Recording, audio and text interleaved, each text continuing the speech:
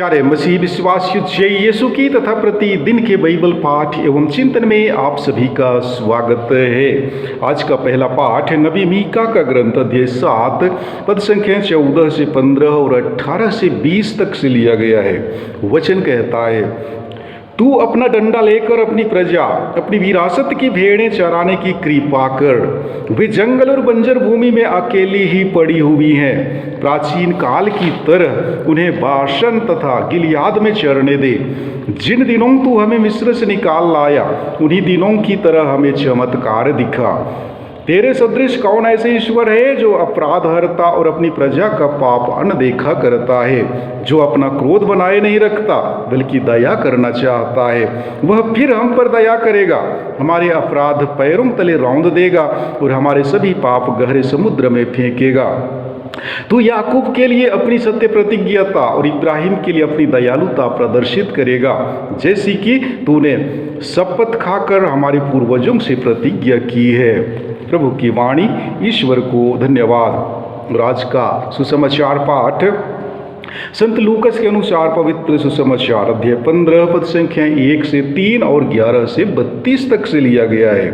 वचन कहता है, यीशु का उपदेश सुनने के लिए नाकेदार और पापी उनके पास आया करते थे। फरीसी और शास्त्री यह कहकर गुनगुनाते थे, यह मनुष्य पापियों का स्वागत करता है और उनके साथ खाता पीता है। इस पर यीशु ने उनको यह दृष्टांत सुनाया। किसी मनुष्य के 2 पुत्र थे। छोटे ने अपने पिता से कहा, पिताजी, संपत्ति का जो भाग मेरा है मुझे दे दीजिए। और पिता ने उनमें अपनी संपत्ति बांट दी। थोड़े ही दिनों बाद छोटा बेटा अपनी समस्त संपत्ति एकत्र कर किसी दूर देश चला गया और वहां उसने भोग विलास में अपनी संपत्ति उड़ा दी। जब वह सब कुछ खर्च कर चुका तो उस देश में भारी अकाल पड़ा और उसकी हालत तंग हो गई। इसलिए वह उस देश के एक निवासी का नौकर बन गया, जिसने उसे अपने खेतों में सूअर चराने भेजा। जो फलियां सूअर खाते थे उन्हीं से वह अपना पेट भरना चाहता था, पर कोई भी उसे उनमें से कुछ नहीं देता था। तब वह होश में आया और यह सोचने लगा, मेरे पिता के घर कितने ही मजदूरों को जरूरत से ज़्यादा रोटी मिलती है और मैं यहाँ भूखों मर रहा हूँ। मैं उठकर अपने पिता के पास जाऊँगा और उनसे कहूँगा, पिताजी, मैंने स्वर्ग के विरुद्ध और अपने प्रति पाप किया है। मैं आपका पुत्र कहलाने योग्य नहीं रहा। मुझे अपने मजदूरों में से एक जैसा रख लीजिए। तब वह उठकर अपने पिता के घर की ओर चल पड़ा। वह रास्ता दूर ही था कि उसके पिता ने उसे देख लिया और दया से द्रवित हो उठा। उसने दौड़कर उसे गले लगा लिया और उसका चुंबन किया। तब पुत्र ने उससे कहा, पिताजी, मैंने स्वर्ग के विरुद्ध और आपके विरुद्ध पाप किया है। मैं आपका पुत्र कहलाने योग्य नहीं रहा। परंतु पिता ने अपने नौकरों से कहा, जल्दी अच्छे से अच्छे कपड़े लाकर इसे पहनाओ और इसकी उंगली में अंगूठी और इसके पैरों में जूती पहनाओ। मोटा बछड़ा भी लाकर मारो, हम खाएं और आनंद मनाएं, क्योंकि मेरा यह बेटा मर गया था और फिर जी गया है, यह खो गया था और फिर मिल गया है। और वे आनंद मनाने लगे। उसका जेठा लड़का खेत में था। जब वह लौटकर घर के निकट पहुंचा तो उसे गाने बजाने और नाचने की आवाज़ सुनाई पड़ी। उसने एक नौकर को बुलाया और उसके विषय में पूछा। उसने कहा, आपका भाई आया है और आपके पिता ने मोटा बछड़ा मारा है, क्योंकि उन्होंने उसे भला चंगा वापस पाया है। इस पर वह क्रुद्ध हो गया और उसने घर के अंदर जाना नहीं चाहा। तब उसका पिता बाहर आया और उसे मनाने लगा। पर उसने अपने पिता को उत्तर दिया, देखिए, मैं इतने वर्षों से आपकी सेवा करता आया हूँ। मैंने कभी आपकी आज्ञा का उल्लंघन नहीं किया।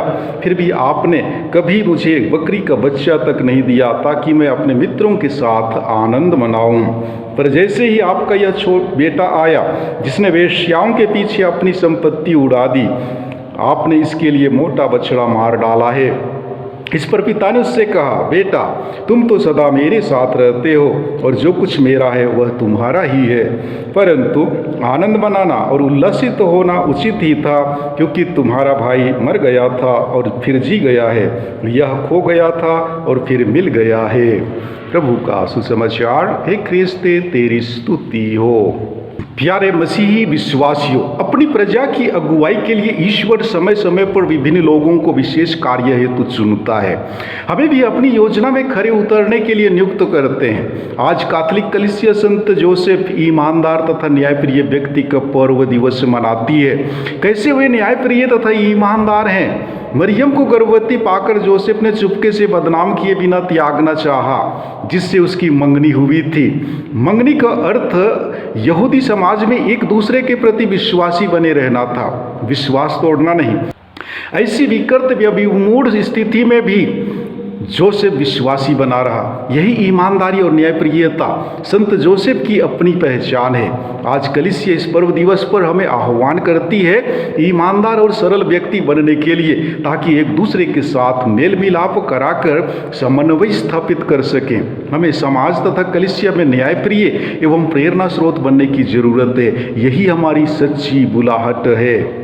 प्यारे भाइयों एवं बहनों, आज पवित्र कलीसिया यीशु के पालक पिता धन्य कुमारी मरियम के पति और कलीसिया के संरक्षक संत योसेफ का पर्व मनाती है। योसेफ एक धर्मी, विश्वासी, विनम्र, आज्ञाकारी तथा पत्नी भक्त पुरुष था। ईश्वर के प्रति जो विश्वास अब्राहम और मरियम का था, वही विश्वास योसेफ के जीवन में भी देखने तथा मनन करने को मिलता है।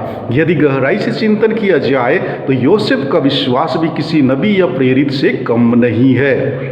योसेफ का ईश्वर पर अटूट विश्वास सुसमाचार की इन पंक्तियों, योसेफ नींद से उठकर प्रभु के दूत की आज्ञा अनुसार अपनी पत्नी को अपने यहाँ ले आया, ये से स्पष्ट झलकता है। जिस प्रकार से अब्राहम, कुमारी मरियम, नबी एली तथा अन्य नबीगण ईश्वर की वाणी सुनने, समझने, उसकी इच्छा के अनुसार चलने और पूरी करने में कामयाब होते हैं, वैसे ही योसेफ भी अपने जीवन में ईश्वर की योजना को समझने तथा पूरी करने की क्षमता रखते हैं। दूत के द्वारा ईश्वर के निर्देशों तथा आज्ञाओं को योसेफ बखूबी से निभाते पूरा करते हैं। जी हाँ, पल पल, पग पग बालक यीशु और माँ मरियम की सुरक्षा में कोई कोताही नहीं बरतते, ना ही कोई कसर छोड़ते। अपना संपूर्ण जीवन उनकी देखरेख तथा सुरक्षा के लिए समर्पित कर देते हैं। कितना पावन एवं सुंदर सोच, कितना मजबूत समर्पण तथा कितनी अचूक जिम्मेदारी आज संत योसेफ सभी ख्रिस्तीय परिवार के पिताओं के लिए विरासत के रूप में है। हम प्रार्थना करें कि संत योसेफ हमेशा हमारे परिवार में विराजमान होकर हमारे लिए अब्बा पिता ईश्वर से प्रार्थना करें, ताकि हम भी संत जोसेफ के समान विनम्र एवं आज्ञाकारी बनकर जीवन बिताने में सक्षम हो सकें। आमीन।